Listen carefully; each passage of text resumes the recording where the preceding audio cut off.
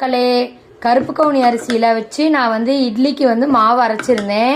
அதை வந்து இன்னைக்கு காலையில் நாங்கள் பணியாரம் சொல்லலான்னு சொல்லிட்டு ஹெல்த்தியாக சொல்லலான்னு சொல்லிட்டு நான் வந்து பணியாரம் சுட்டிருக்கேன்.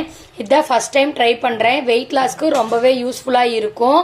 நம்ம வந்துட்டு கஞ்சி வச்சு குடிக்கலாம், இட்லி செய்யலாம். இன்றைக்கி வந்து எங்கள் குட்டி பசங்க வந்து பணியாரம் வேணும்னு கேட்டதுனால நான் வந்து இந்த மாவில் சரி நம்ம பணியாரம் ட்ரை பண்ணி பார்க்கலான்னு சொல்லிட்டு பணியாரம் ட்ரை பண்ணியிருக்கேன்.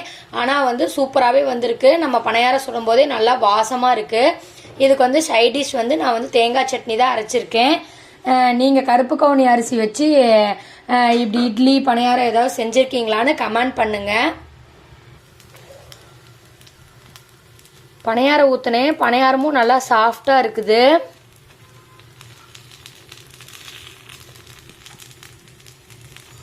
நீங்களும் வந்து வீட்டில் ட்ரை பண்ணி பாருங்கள்.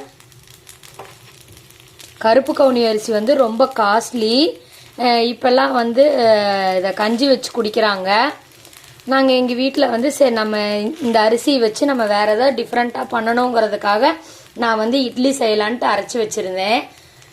குட்டீஸ் வந்து பணியாரம் கேட்டதுனால இன்றைக்கி பணியாரம் ஊற்றிட்டோம். பார்க்கவே ரொம்ப வந்து கலர்ஃபுல்லாக இருக்குது, நல்லா இருக்குது. பணியாரம் ரெடி ஆயிடுச்சு. கருப்பு கவுனி அரிசி வச்சு செஞ்ச பணியாரம் ரெடி.